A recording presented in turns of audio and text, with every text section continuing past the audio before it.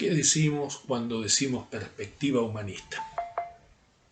Hemos estado escuchando cosas muy interesantes que nos presentaba Javier y el último martes nos hablaba del robot y en ese robot decía que el que lo había construido debió como desnudarse del misterio más profundo del humano para convertirse en alguien parecido a lo que iba a crear. O sea, alguien que estuviera más pensando en lo material, en lo eficiente, en lo lógico, en lo frío de las cosas materiales y dejara de lado lo profundo de lo humano. Bien, yo quiero aportar desde una perspectiva histórica y con eje en lo que es nuestra historia, que toca la historia universal también, que tiene que ver con aquello que es la obra de la Compañía de Jesús. Para esto primero debemos decir que cuando hablamos de humanismo cristiano, tenemos que hacer referencia a Jesús de Nazaret, que hubo muchas personas en la historia que dijeron que eran Dios, pero alguien que lo hizo, lo probó y 2000 años alienta a una comunidad que sigue creyendo en esa realidad es un fenómeno histórico nunca antes visto. No hay una experiencia en la humanidad histórica similar a esta, más allá de la cuestión de la práctica religiosa de cada uno. Bien, pasando a los jesuitas, vemos que Ignacio de Loyola era un militar en plena época de la crisis de la cristiandad, en plena época del avance de las ideas de Lutero, del protestantismo, de la división entre católicos y protestantes, de la crisis del aburguesamiento de la Iglesia que había contestado 3 siglos antes Francisco de Asís, cuestionándolo y creando la orden mendicante que tanto había conseguido en el espíritu cristiano de la época, pero esta cuestión siguió siendo así, y cuando llega la época de Ignacio de Loyola, va a encontrar también una iglesia metida en una realidad muy compleja, muy encerrada en sus conflictos, como atacada en muchos frentes. Y la obra de los jesuitas va a ser trabajar fuertemente en una búsqueda de la plenitud humana desde la mirada, desde la profundización en Cristo. Cristo como plenitud humana, acompañando un proceso que era la búsqueda de lo humano en las fuentes de la antigüedad greco-latina. Y la antigüedad esa también podías tener un correlato en la mirada de la misma vida de Jesús y de sus comunidades, de las comunidades cristianas originales, ¿no? Entonces hay toda una búsqueda de capitalizar todo lo que en ese momento se estaba desarrollando para formar religiosos que fueran al frente de batalla, en el sentido de buscar formar sobre todo a las élites europeas en la cultura de la época con la impronta cristiana.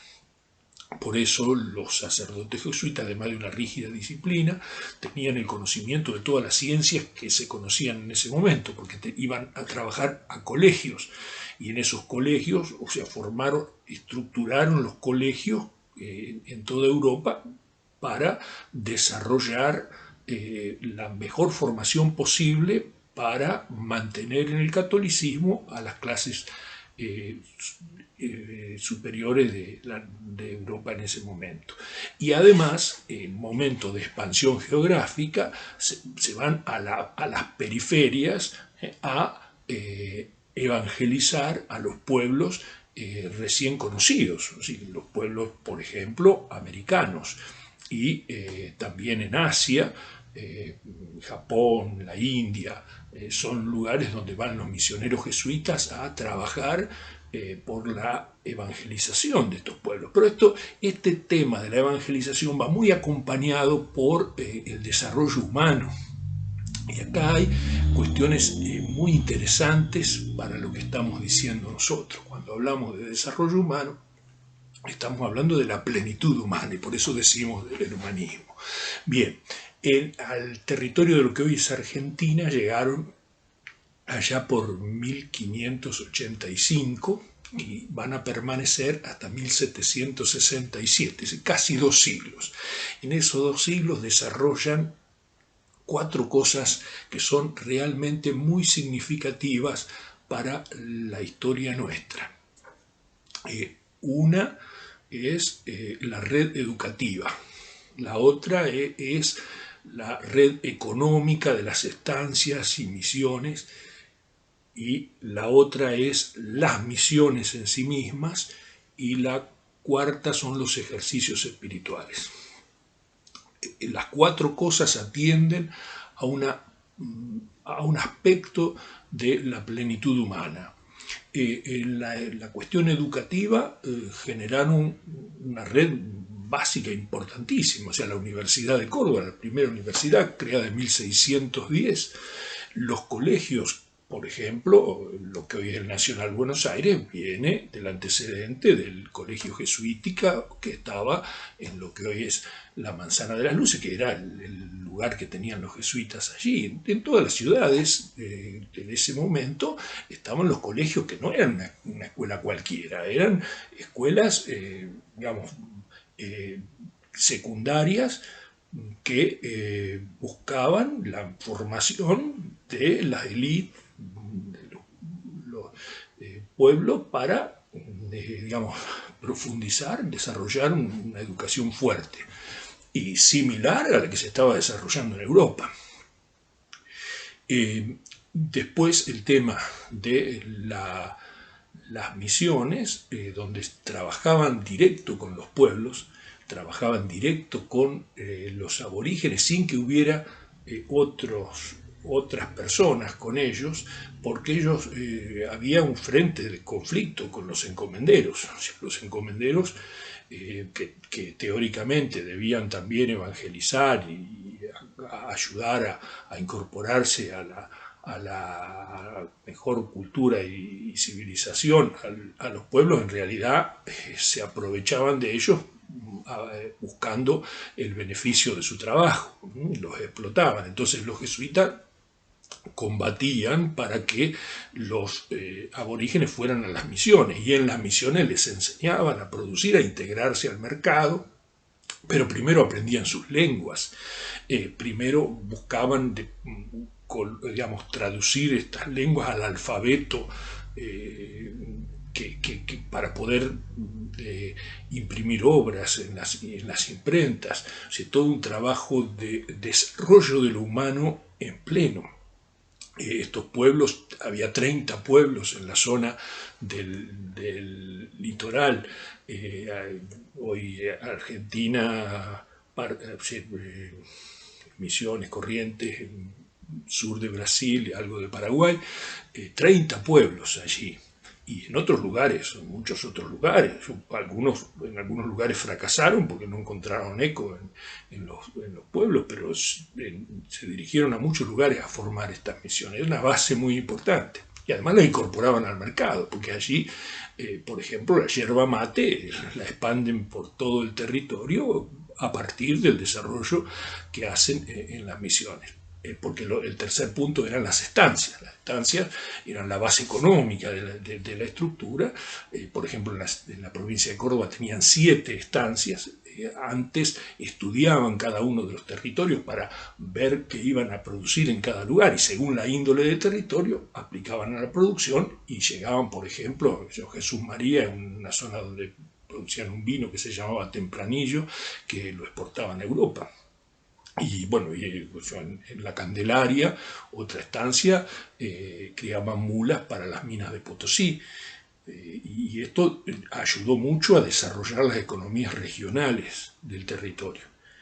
El otro punto es el de los ejercicios espirituales. Los ejercicios espirituales están basados en esa experiencia religiosa que tuvo San Ignacio y escribió un libro que es la base de lo que se realiza en los retiros, el retiro ignaciano, en el cual se profundizan todos los aspectos de la espiritualidad en relación con Dios y con el interior de cada persona al máximo posible.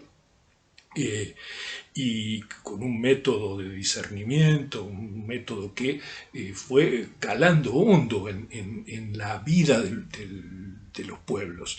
Esta práctica de los ejercicios espirituales fue tan importante que después de expulsados los jesuitas en 1767, hubo 2 grandes santos argentinos que buscaron la manera de que se expandieran. La primera fue una mujer santiagueña, mamá Antula, la madre Antula, que vino, María Antonia de la Paz y Figueroa, que vino caminando desde Santiago del Estero y compró los terrenos y consiguió donado algo también para crear la Casa de los Ejercicios Espirituales, que está ahí en Avenida Independencia.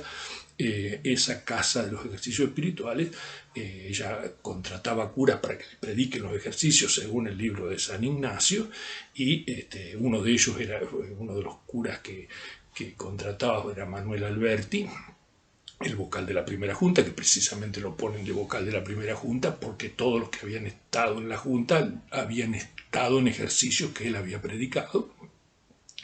Y el otro que hace también los ejercicios más adelante, a fines del siglo XIX y comienzos del XX, es el cura Brochero en Córdoba, que también construye una casa para ejercicio espiritual y también hace pasar por los ejercicios a toda la población de la zona. Bueno, estas cosas, esta impronta, es el subsuelo de la patria nuestra, o sea, es la primera organización social, política, económica, religiosa que existe en el territorio argentino. Antes que hubiera una organización política que unificara el territorio, que recién esto podemos decir que fue en el Virreinato de Río de la Plata, después ya de expulsar a los jesuitas, la primera organización que existía era toda esta red generada por los jesuitas, con 2 siglos de trabajo intenso que se prolongan después, y la búsqueda de la plenitud de lo humano. La búsqueda de la plenitud de lo humano, que es el humanismo cristiano, que aflora en la historia muchas veces, una de las cuales es la del peronismo. Bueno, creo que un aporte para esto que venimos reflexionando.